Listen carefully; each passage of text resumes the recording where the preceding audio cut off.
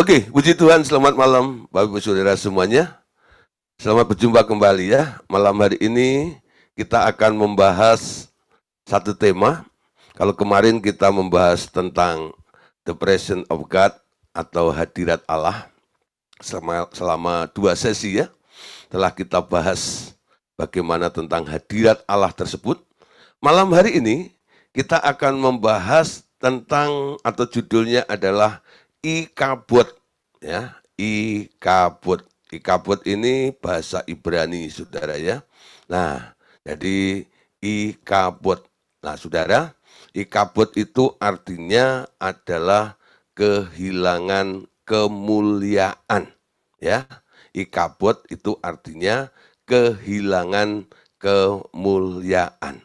Nah, Saudara, kalau kemuliaan itu sendiri namanya kabod atau kafot ya. Jadi kabod ya, kabod ya. Kabod itu kemuliaan, kabod itu kehilangan kemuliaan.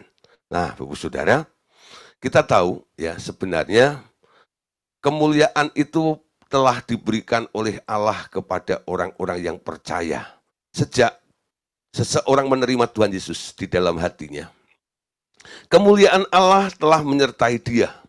Rohnya menjadi satu dengan roh Tuhan. Ya, roh Tuhan Yesus, atau lebih tepat, ini adalah hasil daripada cloning Yesus.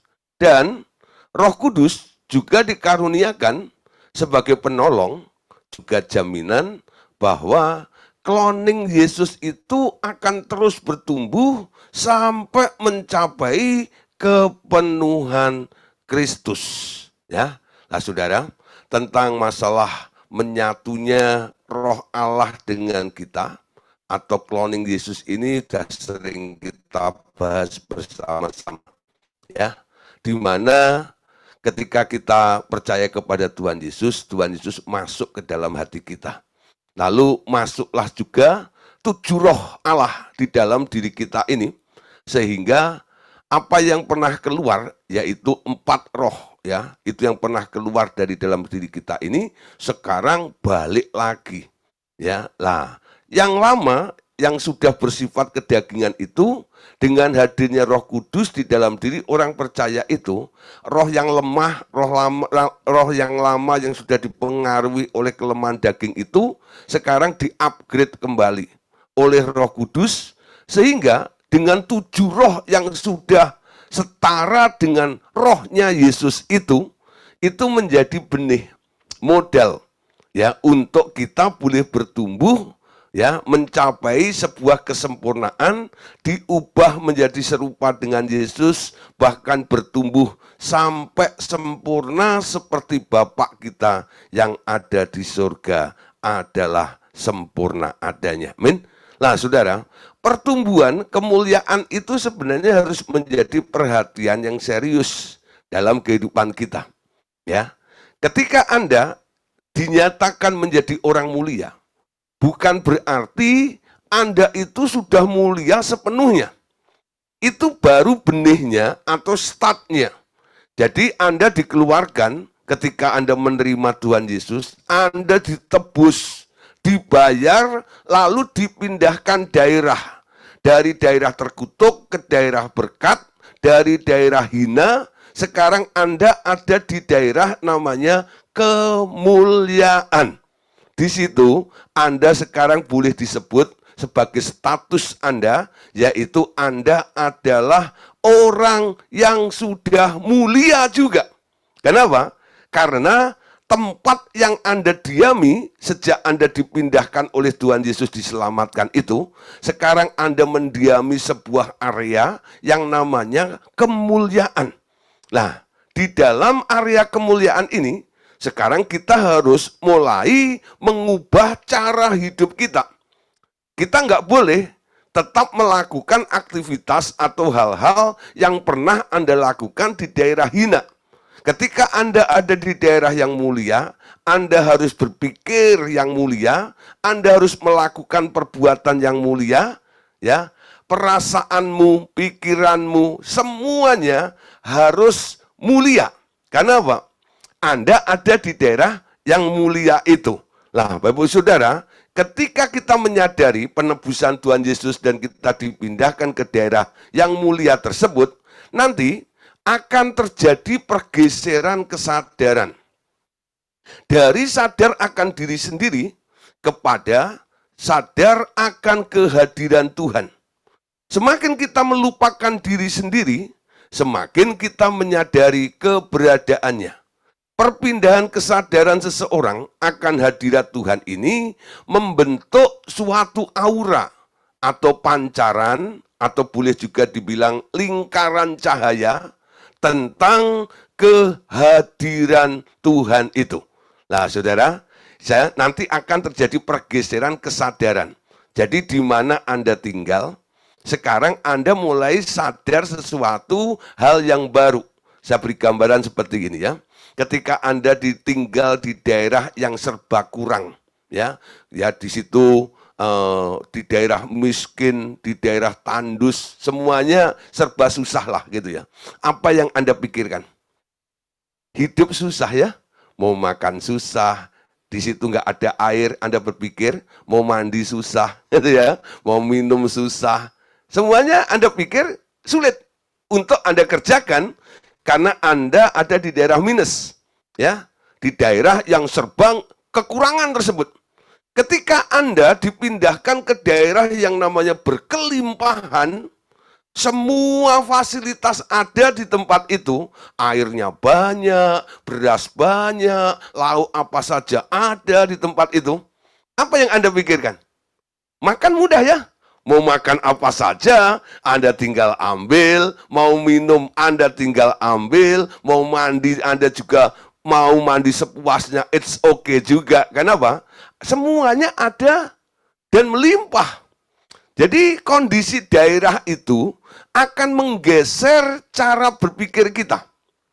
Amin. Nah, ketika kita ada di daerah hina, pikiranmu pikiran hina. Tapi ketika Anda digeser, kesadarannya di daerah pikiran mulia, Anda harus mengalami pergeseran kesadaran.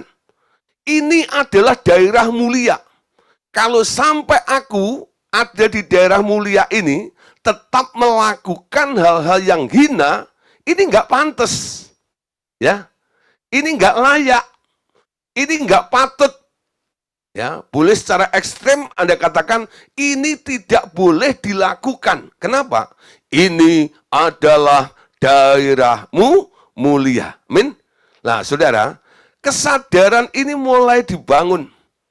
Ya, hidup kita ini sekarang Allah itu hadir, masuk ada di dalam hidup Anda. Sekarang dia ada, dia hadir.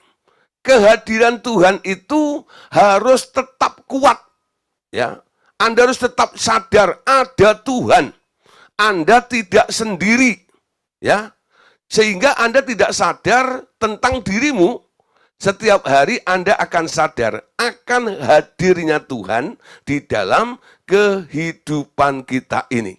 Ketika Anda menyadari itu semuanya, oh, aku nggak sendiri, aku bersama Tuhan. Ya, umpama nih saya tanya ya kepada Pak Simon, Pak Simon, umpama ketemu seorang diri itu ya di jalan atau lagi ketemu di mana itu, Pak Simon sama siapa di sini? Gitu. Ya, nah kalau orang masih sadar tentang dirinya sendiri, dia selalu bilang begini, ya saya sendiri Pak, istri di rumah. Ya, nah, tapi kalau Anda sadar bahwa ada Tuhan Yesus, Allah Bapa dan Roh Kudus di dalam diri Anda boleh berkata, oh Pak, saya berempat Pak. Ya, mana temannya? Oh temannya nggak kelihatan Pak. Ya, temannya ada di dalam diri saya. Oh siapa itu? Temannya saya kemana-mana. Saya bersama dengan Bapa, Tuhan Yesus, dan Roh Kudus. Jadi kemana-mana Anda itu nggak seorang diri. Anda selalu disertai, di backup oleh 3 pribadi itu. Allah Bapa, Tuhan Yesus, dan Roh Kudus. Bangun kesadaran itu. Anda tak sendiri.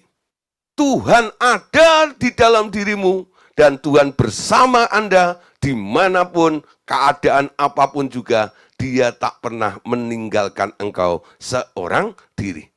Dengan Anda mendevelop, ya, membangun kesadaran tentang hadirnya Allah di dalam hidup Anda, nanti tanpa Anda sadari, akan terbentuk suatu aura atau pancaran lingkaran cahaya kehadiran Tuhan. Coba nanti Anda lihat. Ya, Anda perhatikan. Nanti akan ada orang yang berkomentar. Kamu itu aneh ya. Gitu-gitu. Kalau lewat sana itu, ya, biasanya aku takut loh. Kok kamu nggak takut ya? Kenapa saya takut? Ya, saya nggak sendirian. Dengan perasaan nggak sendirian, dengan sadar Anda tidak sendiri, Anda tak perlu takut, bukan?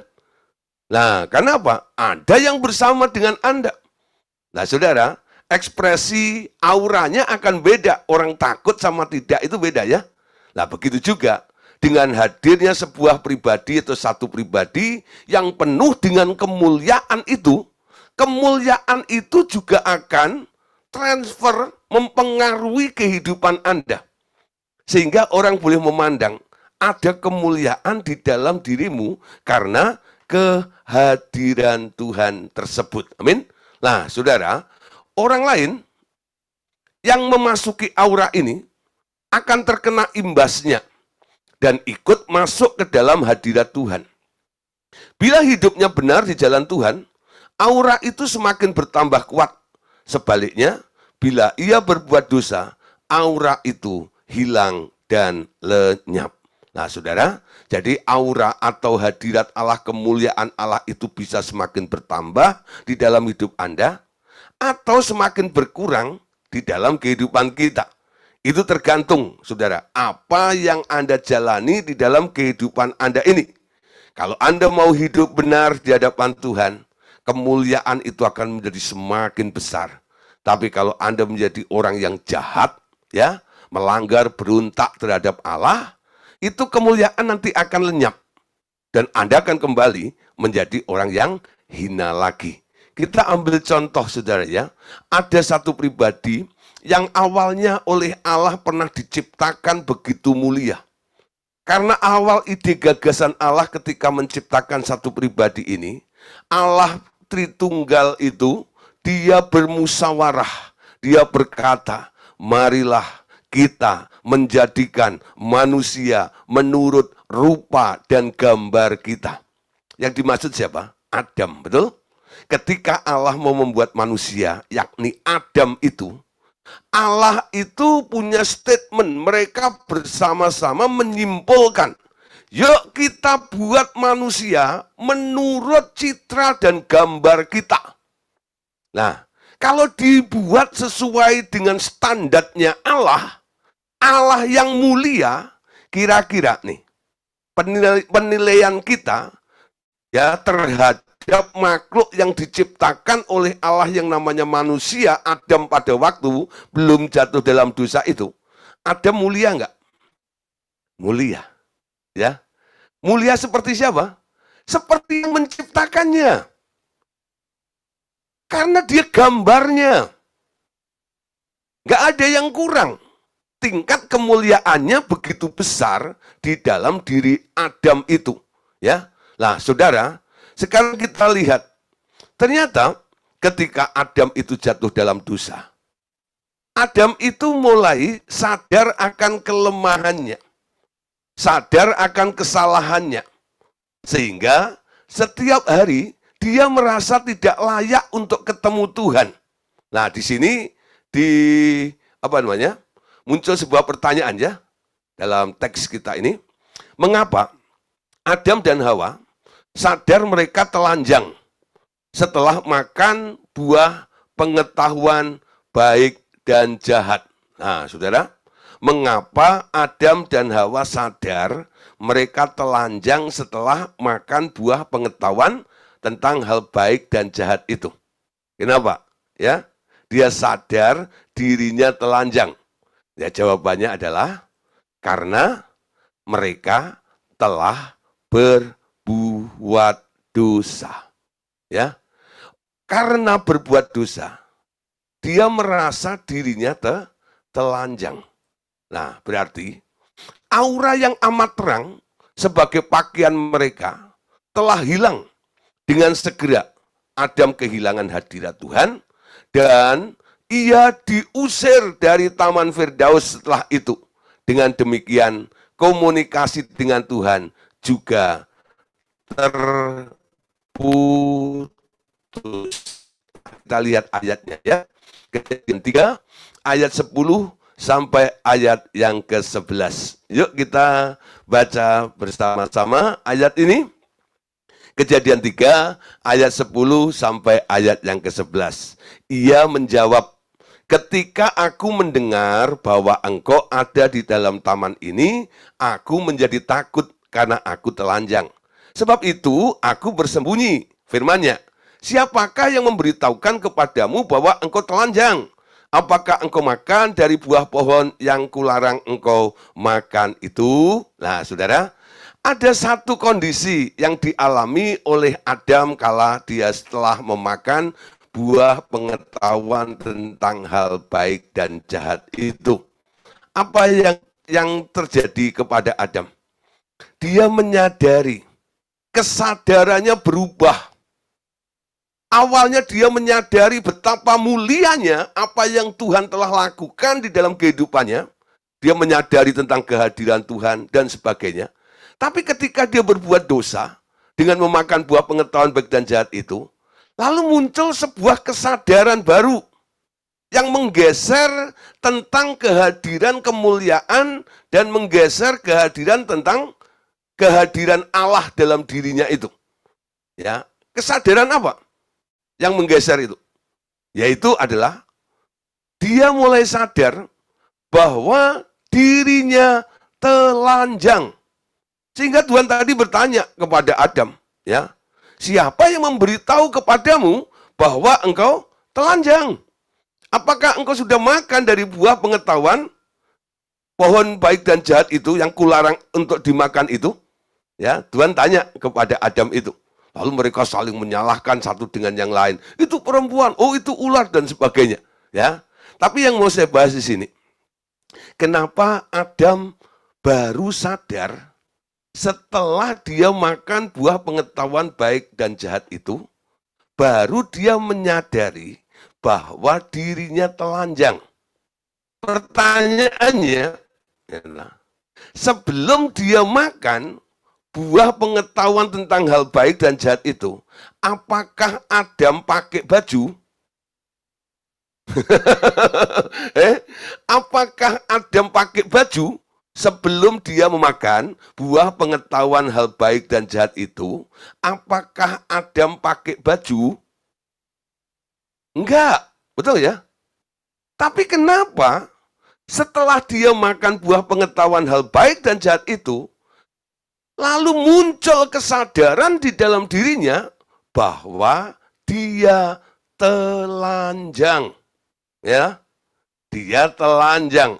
Nah, saudara, ini merupakan satu prinsip dasar yang harus kita pahami bersama-sama pada malam hari ini. Ya, kita tahu, saudara, ya, orang yang tergeser kesadarannya karena kondisinya berubah, itu membuat ya situasi dalam hidupnya juga mengalami perubahan juga. Seperti Adam ini, ya. Awalnya ketika dia nggak sadar dirinya telanjang, dia nggak merasa malu. Sehingga tidak perlu dia menyemat daun pohon ara untuk menutupi dirinya supaya tidak malu. Ya. Jadi dia biasa saja seperti itu. Tapi ketika dia sadar dirinya telanjang, sekarang sudah Adam itu mulai mencari apa saja buat menutup ketelanjangannya tersebut. Ya, itu aktivitasnya semuanya. Lah, Bapak Saudara, banyak orang kadang-kadang ya dalam kehidupan sehari-hari ini, dia lebih sadar tentang kekurangan, ketidakberdayaan, ketidakmampuannya dibanding dia sadar disertai Tuhan. Dan Anda bisa melakukan apa saja karena Tuhan menyertai Anda di dalam hidup Anda. Ya. Nah, saudara, banyak orang kadang-kadang konseling dengan saya. Pak, saya takut, saya khawatir, karena saya sedang mengalami masalah ini dan masalah itu. Jadi, saya bisa menilai orang tersebut sedang sadar akan adanya masalah yang sedang menggerogoti dalam hidup mereka. Masalah yang sedang terjadi di dalam kehidupannya. Mereka menyadari adanya masalah yang menakutkan itu sehingga perasaannya menjadi takut. Perasaannya menjadi gelisah. Perasaannya menjadi cemas. Lalu pikirannya mulai kalut kemana-mana. Kenapa? Dia sadar tentang adanya masalah. Nah, ketika datang kepada saya, dia konseling seperti itu.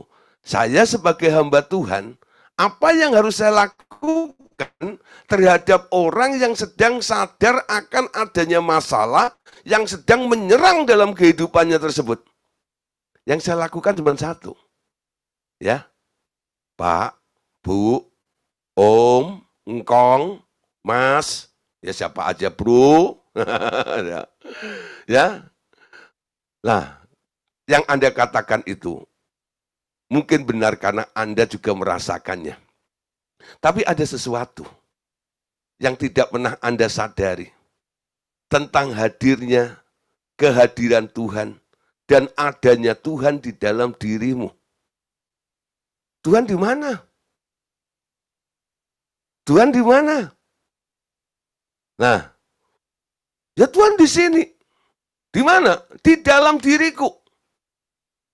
Kenapa Tuhan di dalam dirimu sampai masalah akhirnya menghantui dalam kehidupanmu? Karena engkau lebih sadar akan masalah daripada Tuhan yang menyertai engkau di dalam hidupmu itu. Ini pergeseran, betul? Pergeseran. Nah, saudara, ketika manusia itu jatuh dalam dosa, kesadarannya berubah. Dia sadar dirinya telanjang. Tuhan hadir, dia menjauh. Dia lari dari hadirat Tuhan itu. Dia lebih sibuk untuk memikirkan ketelanjangannya itu. Sampai Tuhan akhirnya harus berteriak, Adam, Adam, di manakah engkau? Ya, Allah mencari manusia itu. Nah, saudara, jadi manusia Adam yang pernah mendapatkan kemuliaan daripada Allah itu, karena dia dibujuk oleh iblis dan memakan buah pengetahuan hal yang baik dan jahat, akhirnya kemuliaan yang menjadi pakaian dalam kehidupan Adam itu lenyap. Dengan lenyapnya kemuliaan itu, Adam merasa dirinya telanjang. Amin. Nah, saudara, sekarang kita lihat dalam kehidupan kita. Kalau Anda merasa ya hidupmu itu tergantung dengan keadaan di sekitar Anda, nanti kehadiran Tuhan yang Tuhan sebenarnya tak pernah pergi dari hidup Anda itu, tidak lagi Anda sadari keberadaannya, karena Anda fokus dengan masalah yang ada di sekitar Anda itu. Amin. Nah, saudara, sadar akan Tuhan itu harus dibangun setiap hari. Tuhan, ya, Engkau ada bersama dengan aku. Pernah saya ajarkan tentang doa begini kan? Kalau bangun tidur, untuk memulai hari yang baru, doa yang cara lama itu mulai ganti saja. Yang bilang, oh Tuhan, enggak loh, tolong, berkati aku hari ini, buat aku berhasil hari ini. Oh Tuhan, kiranya temukan kami dengan orang-orang yang kaya, orang-orang yang supaya dia jadi partner bisnis saya dan sebagainya. Ya, nah sekarang ganti saja begini.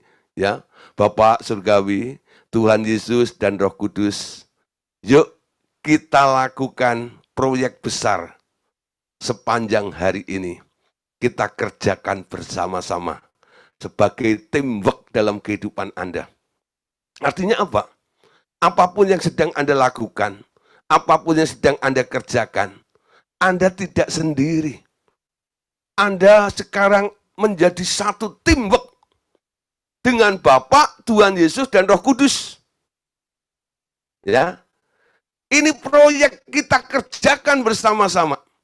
Nah, Anda tinggal menunggu arahan dari Dia saja, dan Anda akan menjadi representatifnya Bapa, Tuhan Yesus, dan Roh Kudus di alam materi ini untuk melakukan, mengerjakan, bahkan merealisasikan apa yang Bapa mau kerjakan, dan apa yang Tuhan Yesus mau lakukan, dan apa yang Roh Kudus ingin buktikan di alam materi ini melalui hidup kita. Kesadaran kita, amin, harus dibangun seperti itu. Bahwa ini semua kita lakukan, bukan aku sendiri yang melakukan. Dia hadir bersama dengan aku. Amin. Nanti kalau ada, mungkin Anda berhasil, Anda sukses, Anda nggak akan jadi sombong juga. Kenapa? Ini semua karena Tuhan menyertai aku. Bukan karena aku, tapi karena Tuhan. Amin.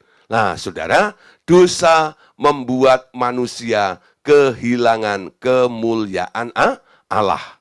Roma 3 ayat 23 sampai ayat yang ke-24. Karena semua orang telah berbuat dosa dan kehilangan kemuliaan Allah, dan oleh anugerahnya telah dibenarkan dengan cuma-cuma melalui penebusan dalam Kristus Yesus. Semua orang telah berbuat dosa dan kehilangan kemuliaan Allah. Jadi semua manusia sebelum berjumpa dengan Tuhan Yesus, status kondisinya disebut tidak punya kemuliaan. Kehilangan kemuliaan itu artinya tak punya kemuliaan, alias hina. Amin. Kan ada nih orang kalau berdoa ya, selalu bilang begini, oh Tuhan, lihatlah hamba-Mu yang hina ini. Yang hina ini, gitu ya. Nah, padahal sudah ditebus oleh Tuhan Yesus. Tapi dia tetap mengakui bahwa dirinya hina. Nah, kenapa? Karena dia selalu melakukan perbuatan-perbuatan yang tidak benar. Sehingga banyak kesalahan yang sering dilakukannya, sehingga dia merasa tak layak di hadapan Tuhan, lalu menyadari bahwa dia hina. Tapi tadi dikatakan ayat 24, dan oleh anugerahnya telah dibenarkan dengan cuma-cuma melalui penebusan dalam Kristus Yesus. Yesus datang menebus Anda, mengubah keadaan Anda dari orang hina sekarang dikembalikan lagi untuk menjadi orang mulia. Amin. Nah sekarang jangan sebut dirimu hina lagi di hadapan Tuhan. Kalau Anda tetap menyebut dirimu hina di hadapan Tuhan, apa yang dilakukan oleh Tuhan Yesus itu tak berarti, bukan? Semua orang telah berbuat dosa dan telah kehilangan kemuliaan Allah. Dan oleh anugerahnya telah dibenarkan dengan cuma-cuma melalui penebusan dalam Kristus Yesus. Artinya apa? Perubahan kondisi sekarang terjadi. Memang dulu Anda hina. Tapi di dalam Yesus, melalui karya penebusan Yesus, sekarang kita yang percaya kepada Tuhan Yesus, Anda boleh berkata, terima kasih Tuhan. Karena Engkau tebus aku, karena Engkau benarkan diriku dengan cuma-cuma itu. Melalui darah-Mu yang kudus itu. Sekarang aku menjadi mulia di hadapan-Mu. Amin. Nah, doanya gimana? Jangan lagi bilang, oh Tuhan, lihatlah hamba-Mu yang hina, yang banyak kekurangan dan kesalahan, yang sering melanggar itu dan itu. Dan itu diakui terus. Jangan lagi bilang begitu. Bapa Surgawi, aku mengucap syukur. Karena aku sadar, Tuhan Yesus telah menebus aku. Kemuliaan yang Kau berikan itu, sekarang membuat aku boleh semakin mulia di hadapan-Mu. Amin. Jadi enggak menyebut kata hina lagi. Anda akui apa yang dikerjakan oleh Tuhan Yesus dalam kehidupan Anda. Malam hari ini kalau saya tanya, Bapak Saudara semuanya, siapa di sini orang hina? Banyak orang kadang-kadang nggak mau mengaku dirinya orang hina ya. Tapi kalau dihina marah. Kalau dihina marah. Tapi kalau dibilang, siapa mengaku orang hina nggak mau. Tapi kalau dihina marah. Tapi kadang-kadang lucu juga. Ya, setelah menjadi orang percaya, tetap mengakui dirinya sebagai orang hina. Nah, malam hari ini, saya ubah mindset Bapak Ibu Saudara. Ya, kalau Anda ditanya, siapa di sini orang hina? Jangan pernah angkat tangan lagi. Akui karya Tuhan. Aku telah dibenarkan oleh Tuhan, dan Tuhan telah mengubah hidupku menjadi mulia di hadapannya. Amin. Sekarang aku adalah orang mulia. Amin. Siapa di sini orang mulia? Wow, keren. Ya, mulia. Jadikan aku indah, yang kau pandang mulia. Amin. Seturut maumu di dalam hidupku. Wow. Ya. Orang yang tahu, mengerti tentang rencana Allah, ingin membawa Anda from glory to glory ini, dari kemuliaan kepada kemuliaan ini, akan mengalami perubahan drastis di dalam kehidupannya. Saya kenal banget sama yang ngarang lagu ini. Karena maminya yang ngarang lagu ini, ya, dulu sempat jadi juga tim RTM. Ya. Nah, yang ngarang lagu ini kan namanya Alfi Raja Guguk. Maminya dulu namanya Bu Yanti Raja Guguk. Dulu tim RTM juga. Saya kenal betul. Sebelum Alfi ini pergi ke Perth, ya, kuliah di sana. Nah, kami rame-rame doain dia. Ya. Lalu balik. Setelah itu dia kerja di Citibank. Setelah kerja Citibank, dia merasa panggilan Allah itu begitu kuat dalam kehidupannya. Lalu dia mulai menyerahkan hidupnya kepada Tuhan untuk menjadi hamba Tuhan sepenuh waktu. Dan sekarang jadi hamba Tuhan. Dan luar biasa, dipakai oleh Tuhan. Ya. Nah, sebelum dia menjadi hamba Tuhan itu, dia tahu panggilan Tuhan. Jadikan aku indah, yang kau pandang mulia, seturut maumu di dalam hidupku. Amin. Tuhan mau membawa Anda lebih mulia lagi dalam hidup Anda. Tapi kalau Anda dibawa Tuhan untuk menjadi mulia, Anda menarik diri terus menjadi orang hina, bukan Allah tak berkuasa, tapi kehendakmu lah yang membuat Allah akhirnya membiarkan Anda turun ke dalam kehinaan itu sendiri. Amin. Dan itu maunya si iblis. Supaya setiap hari Anda menyadari bahwa dirimu itu penuh cacat, penuh celah, banyak salahnya, dan menjadi orang yang hina di hadapan dia. Amin. Nah, saudara, ya, jangan sampai kehilangan kemuliaan itu terjadi kembali setelah Anda ditebus oleh Tuhan. Ketika Anda lahir dari manusia, Anda sudah mewarisi dosa itu. Perbuatan dosa itu yang mengakibatkan kehilangan kemuliaan Allah.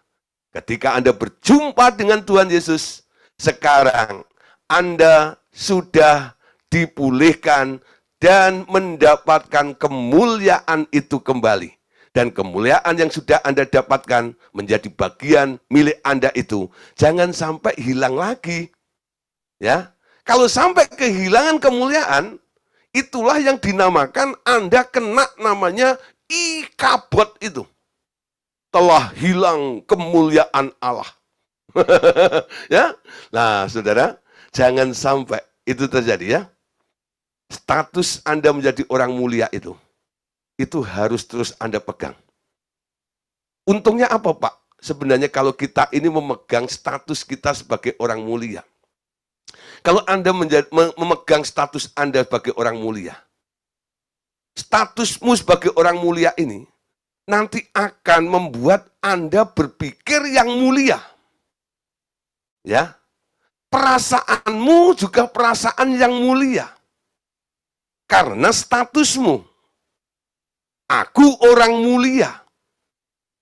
Ya. Dan itu menarik Anda untuk keluar dari kelemahan, kekurangan, dan kehinaan dalam hidup Anda itu. Berpikir ala orang mulia. Amin. Berpikir seperti apa yang Tuhan inginkan di dalam kehidupan kita semuanya. Oke? Nah, saudara, lanjut sekarang. Kehadiran Tuhan atau kemuliaan Allah, pakaian kemuliaan Allah, itu selalu berupa terang yang menyelubungi Allah atau orang-orang yang kudus. Adam kehilangan kemuliaan Allah sejak memakan buah pengetahuan hal baik dan jahat. Amin. Nah, saudara, dalam bahasa vision, banyak orang kadang-kadang melihat tentang kemuliaan Allah itu bentuknya seperti terang yang menyelubungi, ya, baik itu Allah maupun orang-orang kudus. Ya, nah saudara, satu kali saya memimpin sebuah persekutuan. Sebenarnya itu bukan jadwal saya. Jadwalnya Ibu Dorcas Daud, ya. Lalu Ibu Dorcas Daud itu telepon saya karena beliau berhalangan. Gideon, bisa gantiin enggak saya untuk memimpin sebuah acara di persekutuan?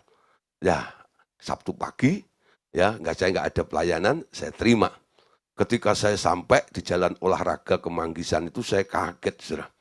Ternyata itu kelompoknya ya tim dari Yasuma dan Yamari.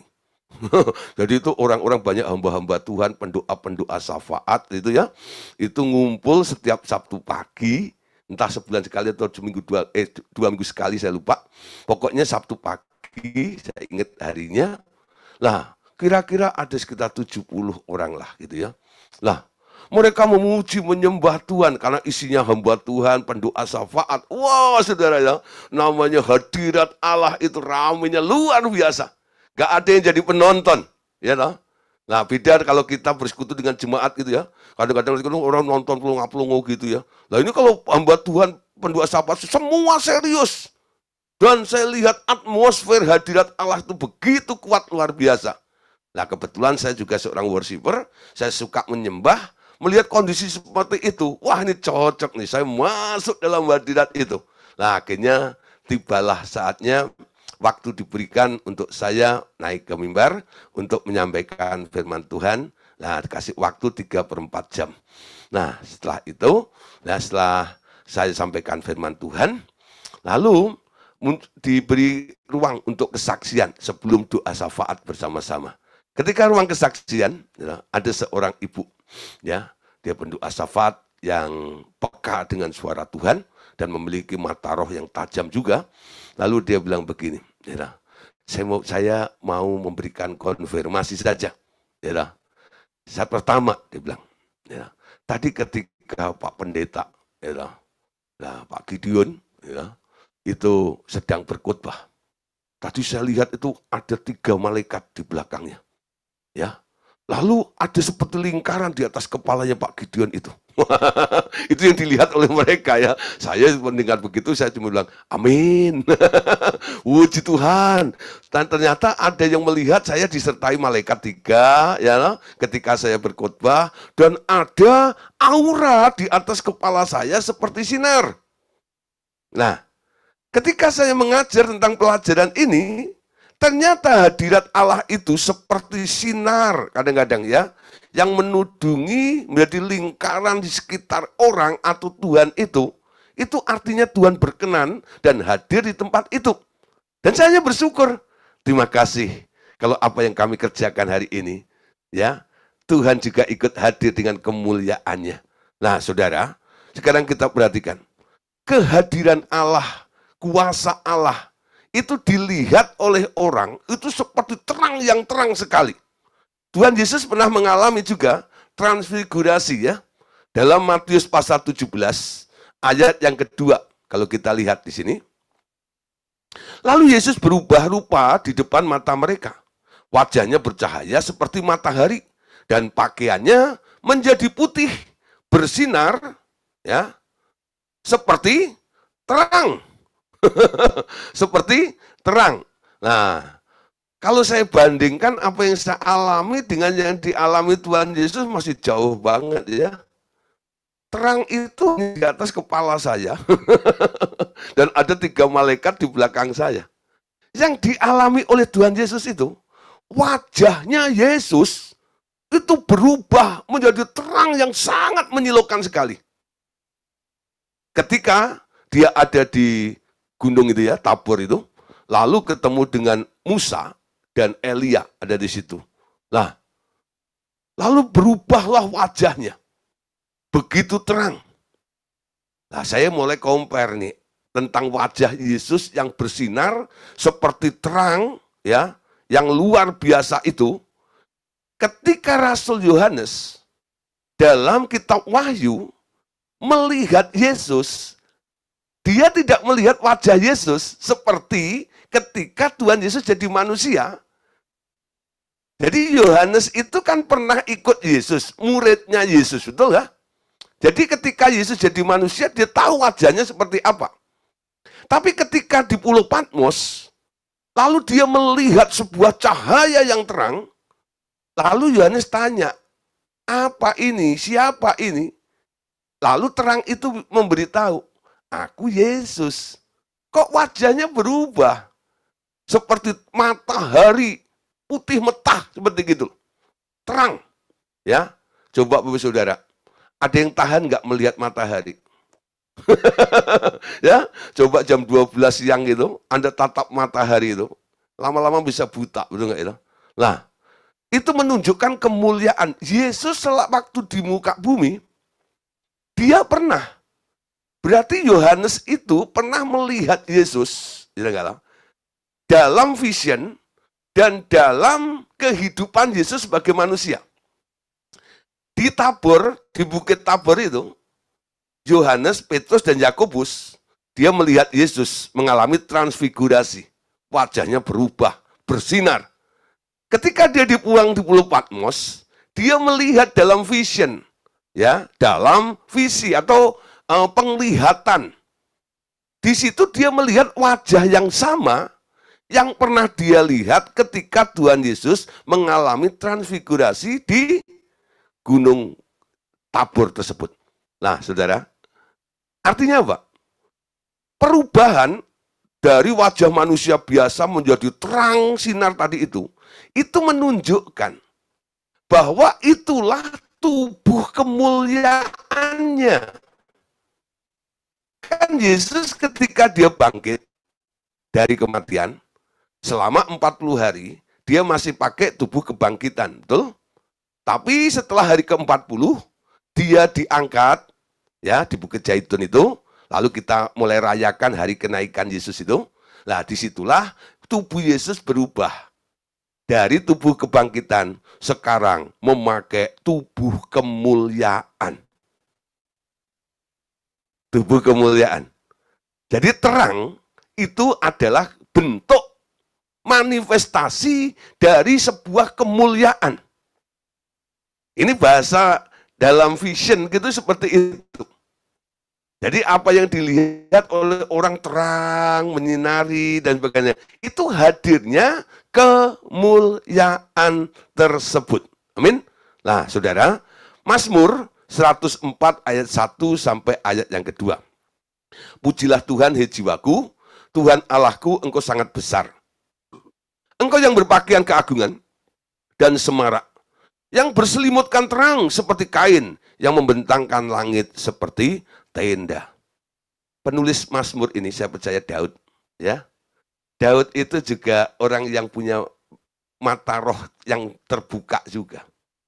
Ketika dia melihat Tuhan, dia bisa mengatakan, Tuhan berselimutkan terang. Artinya apa? Tuhan penuh dengan kemuliaan. Dari berselimutkan terang itu dibungkus kemuliaan. Ya. Nah, saudara, Anda lihat, orang-orang yang penuh dengan kemuliaan, wajahnya itu beda ya. Biasanya ekspresinya itu kalau orang yang bersuka cita sama orang sedih, Anda bisa melihat ya ekspresi wajahnya. Yang sedih itu manyun gitu ya. Gitu ya. Dilihat nggak enak gitu ya. Tapi kalau orang bersuka cita itu ya, wajahnya bersinar ya. Nah, Luar biasa. Makanya kadang-kadang kalau orang yang sedang bersuka cita, selalu dibilang, kayak bulan wajahnya. Wah, bersinar gitu ya. Tapi kalau orang sedang marah, sedang sedih gitu ya, lu kok kayak pepaya ya, pepaya Bangkok panjang gitu ya. Nggak enak dilihat seperti itu. Ya. Nah, saudara, itu ekspresi. Nah, nanti kalau hidupmu itu penuh dengan kemuliaan, dari aura wajahmu nanti kelihatan juga. Nah, nanti coba ini kalau pada nongol ya, itu dibuka ini kameranya gitu. Saya mau lihat wajah-wajah penuh kemuliaan atau enggak. Coba berani enggak buka? Coba. Nah, Pak Simon loh. Wih, Bu Hester langsung buka nih. Pak, ini Pak, kemuliaan luar biasa nih, gitu ya. Nah, Ibu Santa penuh kemuliaan juga. Pak Edvan Nasa Plus ya, penuh kemuliaan juga. Pak Andre Pangestian penuh kemuliaan juga. Yang Pak Benyamin penuh kemuliaan, Bu Hester penuh kemuliaan. Ya, Bu Nastiti penuh kemuliaan, Bu Nur Haida penuh kemuliaan, ya. Bu Reta penuh kemuliaan, Pak Kis penuh kemuliaan, ya. Bu Evi penuh kemuliaan, Bu Dina Purba penuh kemuliaan. Yang nggak dibuka saya nggak ngerti. Gara-gara saya ngomong begini pada dibuka semuanya. Gampang ya, mancing supaya kebuka gitu ya. Ditawarin mau dilihat penuh kemuliaan atau enggak ya. Bu Karmila penuh kemuliaan juga nih. Nah, ini wajah-wajah yang mulia ya. Nah, yang ngumpet ini nggak tahu ini. Lihat di kaca sendiri ya. Nah, penuh kemuliaan atau tidak. Ini, kulihat di wajahmu, amin. Kemuliaan Tuhan, ku kasihi kau dengan kasih Tuhan, amin. Nah, jangan kemuliaanmu karena lihat dompet orang. Kulihat di dompetmu gitu. Beda lagi tuh nanti. Kulihat di wajahmu kemuliaan tuh Tuhan. Coba ekspresikannya setiap hari kalau ketemu. Saya kalau ketemu Pak Benyamin nanti dulu. Pak, luar biasa, bersinar terang, penuh kemuliaan. Amin. Nah, harus begitu. Jangan terus ketemu gitu, pura untuk supaya menarik iba, belas kasihan. Mukanya ditekuk, dilipat gitu ya loh. Kenapa Pak sedih gitu ya? Belum makan, belum sarapan gitu. Pak mau ditraktir? Mau. Gitu. Nggak usah, gitu ya. Tunjukkan, ekspresikan Anda adalah anak Allah yang telah ditebus oleh Allah. Anda penuh dengan kemuliaan terpancar dari wajah Anda. Amin. Walaupun perutmu sedang kosong, wajahmu tetap mulia. Amin. Ya, ayo mulai belajar ya. Jangan kayak orang ahli Taurat, orang Farisi ya. Kalau puasa mukanya dibikin sayu supaya kelihatan puasa. Ya, pakai kain kabung gitu ya. Nah, jangan, ekspresikan, tunjukkan ada kemuliaan di dalam kehidupan Anda. Amin. 1 Timotius 6 ayat 16. Baca sama-sama lagi. Dialah satu-satunya yang tidak takluk kepada maut, bersemayam dalam terang tak terhampiri. Tidak seorang pun pernah melihat dia, dan memang manusia tidak dapat melihat dia. Baginya lah hormat dan kuasa yang kekal. Amin. Ya. Nah, saudara, ini ya mengacu atau menunjuk kepada satu pribadi siapa? Allah Bapa. Jadi Allah Bapa itu disebut satu pribadi yang bersemayam dalam terang yang tak terhampiri. Ya, terang tak terhampiri. Ya. Nah, bagaimana Anda bisa mengenal pribadi yang tak terhampiri dalam terang yang tak terhampiri itu? Makanya Yesus disuruh turun. Untuk apa? Untuk memperkenalkan Bapaknya. Ketika Filipus tanya, tunjukkan Bapak itu cukup bagiku. Sebenarnya Yesus bilang begini, kamu mau lihat Bapak, nggak bakal nyampe. Dia tinggal di terang yang tak terhampiri itu loh. Ya, lalu Yesus memberikan jawaban sederhana. Dia bilang gini, Filipus, sekian lama kamu bersama dengan aku. Kalau kamu lihat aku, kamu lihat Bapak. Kalau kamu lihat Bapak, kamu lihat aku. Aku di dalam Bapak, Bapak di dalam aku. Nah, tapi ayat ini bukan berarti Yesus dan Bapa itu sama. Enggak. Yesus sendiri, Bapa sendiri juga. Yesus itu anaknya, Allah Bapa itu Bapaknya. Amin. Nah, tapi Yesus bilang, kalau kamu lihat aku, kamu lihat Bapa. Karena semua apa yang ada di dalam Bapa itu, sekarang semua ada di dalam Yesus. Ngerti saudara maksudnya? Yesus itu duplikat Bapaknya. Gak ada yang kurang. Semua kepenuhan Bapa itu tinggal di dalam Yesus. Senyumnya Yesus itu ya senyumnya Bapa. Tatapan matanya Yesus itu juga tatapan matanya Bapa. Cara berbicaranya Yesus itu juga cara berbicaranya Bapa. Amin. Hatinya Yesus itu juga hatinya Bapa. Kenapa? Semua yang ada pada Bapa itu sekarang masuk di dalam Yesus. Kenal Yesus, kenal Bapa. Bapa itu adanya di tempat terang yang tak terhampiri. Ya, jauh banget. Ya, jauh banget sekali ya. Tapi saudara, untung Yesus datang. Sehingga kita boleh mengenal Bapa yang tak terhampiri itu. Amin. Nah, konsep ini tetap dipakai oleh orang-orang di luar Tuhan. Karena mereka tidak pernah mendapatkan gambarannya tentang Allah Bapa itu di dalam Yesus itu. Karena dia tak percaya kepada Yesus. Selalu istilah tak terhampiri itu dipakai di dalam konsep agamawi mereka. Gak heran ya, mereka selalu menyembah Allah yang tak dikenal. Yang sulit digapai, seperti gitu ya. Jauh non di sana, seperti gitulah. Lalu hanya mengira-ngira saja, seperti itu. Tapi beda dengan kekristenan. Walaupun Allah itu tinggal di tempat yang tak terhampiri. Oleh karena Yesus menyatakannya, Anda bisa mengenal dia yang tak terhampiri itu melalui Yesus. Amin. Nangkep nggak di sini? Ya, Allah itu tak pernah bergeser. Dia tetap ada di headquarternya sana. Tapi kita boleh mengenal melalui Yesus. Melalui Yesus. Jawaban kepada Filipus itu juga menjadi dasar, prinsip dasar untuk mengenal Bapa yang sama.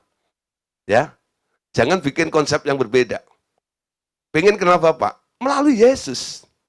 Semakin kenal Yesus, semakin mengenal Bapaknya itu. Amin.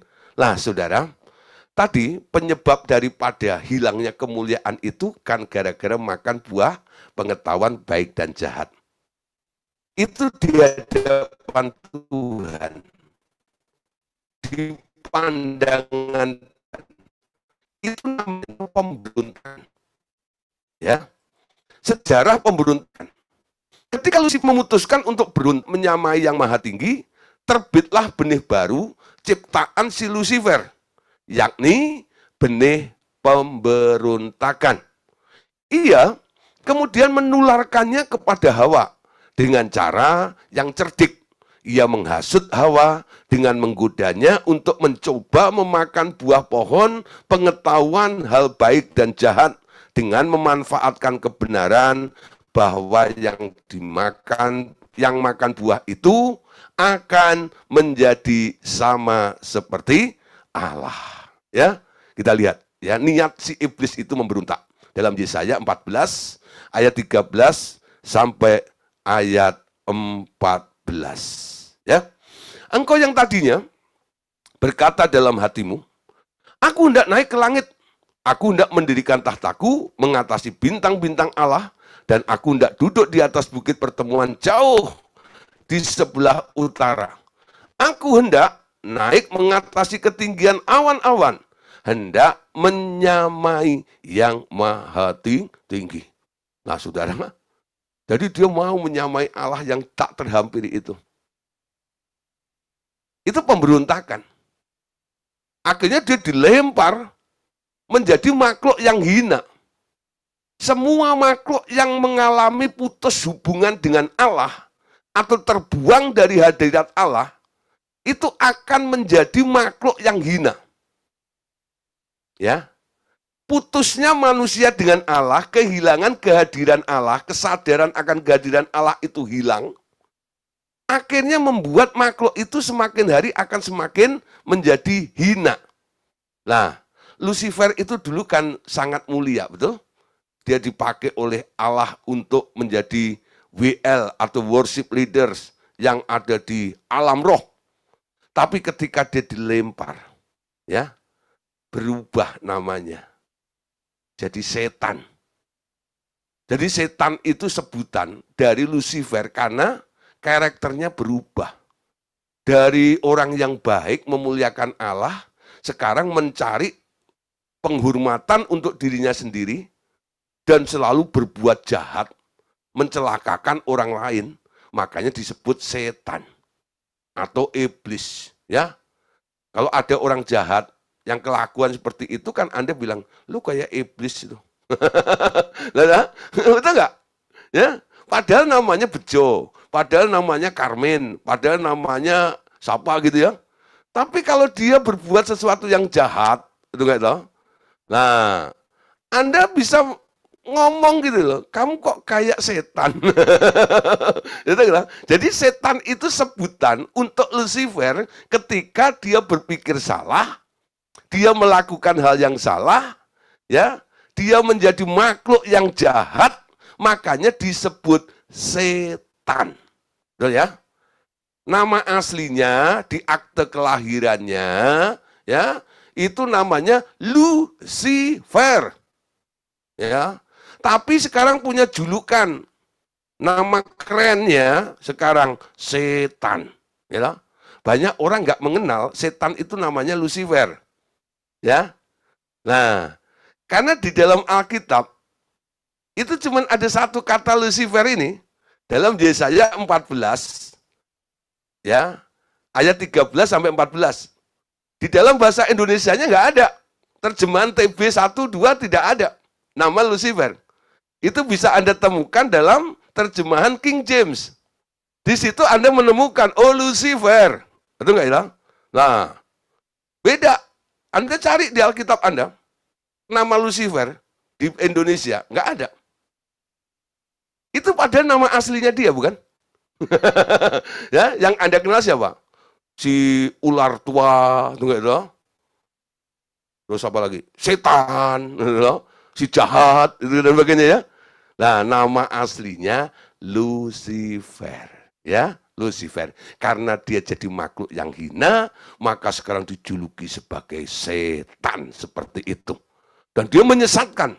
Semua orang mau diubah menjadi serupa dengan dia. Nah, dulu Hawa pernah terperdaya seperti itu, ya. Nah, saudara, Kejadian 3 ayat 22, kita lihat. Kejadian 3 ayat 22. Berfirmanlah Tuhan Allah, sesungguhnya manusia itu telah menjadi seperti salah satu dari kita, tahu tentang yang baik dan yang jahat. Maka sekarang jangan sampai ia mengulurkan tangannya dan mengambil pula dari buah pohon kehidupan itu dan memakannya, sehingga ia hidup untuk selama-lamanya. Ya. Nah, saudara, ayat ini mungkin sedikit membingungkan, bukan? Perhatikan gini ya. Berfirmanlah Tuhan Allah, sesungguhnya manusia telah menjadi seperti salah satu dari kita. Tahu tentang yang baik dan yang jahat, tapi diusir. Supaya tidak mengulurkan tangannya, makan buah pohon kehidupan, lalu hidup untuk selama-lamanya. Di sini ada kata sudah menjadi, betul nggak ya? Seperti salah satu dari kita. Ketika Allah itu bermufakat menjadikan manusia, marilah kita menjadikan manusia itu menurut rupa dan gambar kita. Tujuannya apa? Menjadi serupa, betul? Tapi kenapa setelah serupa kok diusir? Aneh ya? Ketika mau bikin manusia, manusia itu dibuat supaya menjadi serupa, bukan?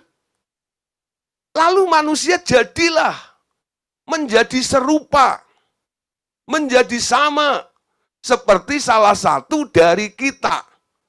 Tapi setelah itu ayat ini ya memberikan keterangan lagi Maka jangan sampai ia mengulurkan tangannya, ya, lalu diusir.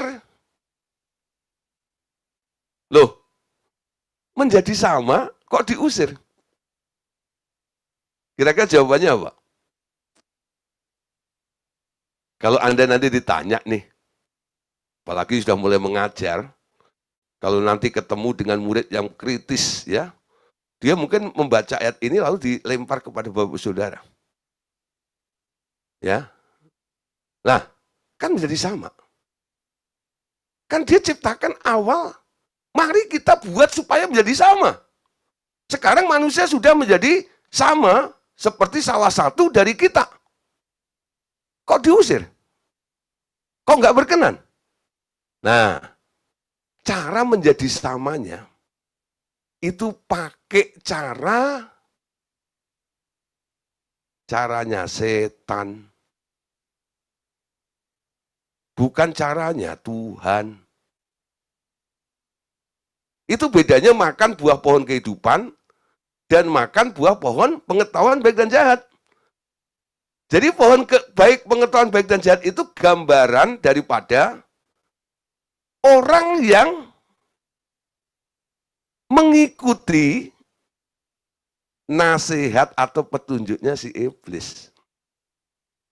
Buah pohon kehidupan itu menggambarkan orang yang mau tunduk, nurut sama Tuhan. Awalnya idenya Allah ini, manusia itu dikasih makan buah pohon kehidupan. Supaya dia hidup sama seperti Allah hidup. Kekal selama-lamanya. Tapi dia pilih makan buah itu. Siapa yang suruh makan? Si iblis. Hati-hati ya. Jangan hanya melihat apa yang Anda lakukan itu menguntungkan orang lain, berguna dan sebagainya. Proyeknya itu idenya siapa? Kalau bukan idenya Tuhan, jangan dikerjain. Walaupun kelihatannya hasilnya baik. Paham maksud saya? Ya. Nah, sekarang di era modern seperti ini, iblis itu enggak seperti pakai gaya orang kuno dulu gitu ya. Dia berdandan yang menyeramkan gitu ya. Menakut-nakutin Anda dan sebagainya. Nah, sekarang dia dengan senyum ramahnya seolah-olah mau menjadi penolong dalam kehidupan Anda.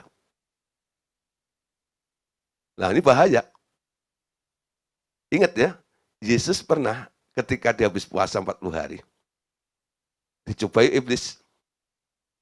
Kalau engkau anak Allah, ubah batu ini jadi roti. Nah, ya. Lalu Yesus bilang apa?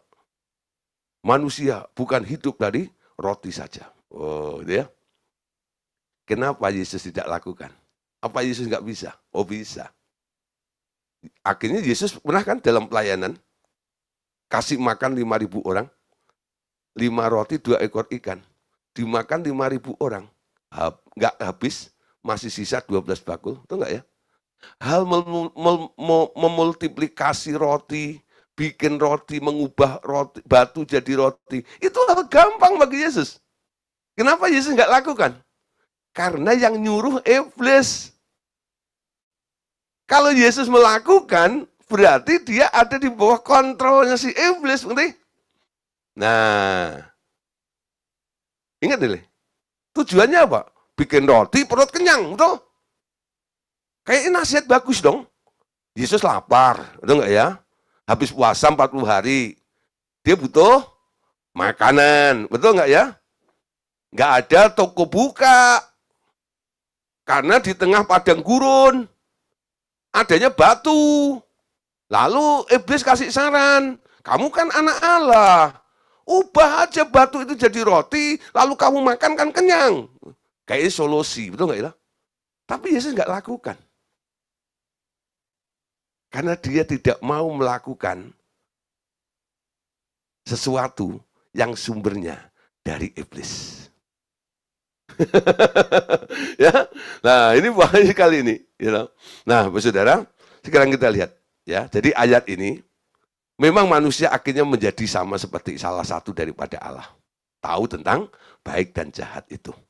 Tapi dia bisa menjadi sama seperti Allah tahu tentang baik dan jahat itu. Karena dia melakukannya atas dasar sarannya iblis. Makanya dia diusir. Dia sudah dikendalikan oleh si iblis tersebut. Amin. Nah, sekarang lanjut. Sejak benih itu ditanamkan di dalam diri manusia, seluruh keturunan Adam dan Hawa selalu memiliki benih pemberontakan itu di dalam dagingnya. Dan hal ini baru diketahui oleh Rasul Paulus dalam tulisannya di Roma pasal 7, dan solusinya ada di dalam Roma pasal 8. Hadirnya benih ini menimbulkan hukum yang laten, yakni hukum dosa dan hukum maut di dalam daging setiap manusia. Artinya apa? Manusia itu nggak usah diajarin, nggak usah dikursusin, bisa sendiri untuk berbuat dosa. Kenapa?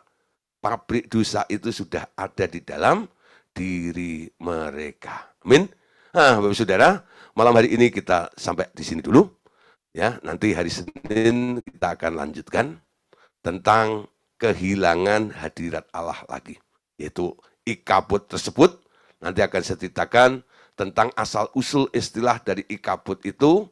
Ya, itu adalah nama dari cucunya Imam Eli. Ya, nah, anaknya Pinehas. Ya, kenapa dikasih nama ikabut? Karena perang kalah, tabut Allah dirampas. Dengan dirampasnya tabut Allah itu, mereka menamai anak lain. Ikabut, telah hilang kemuliaan Allah di tengah-tengah Israel. Oke, jangan sampai ketinggalan. Nanti hari Senin kita akan berjumpa kembali. Amin. Tuhan Yesus memberkati. Yuk kita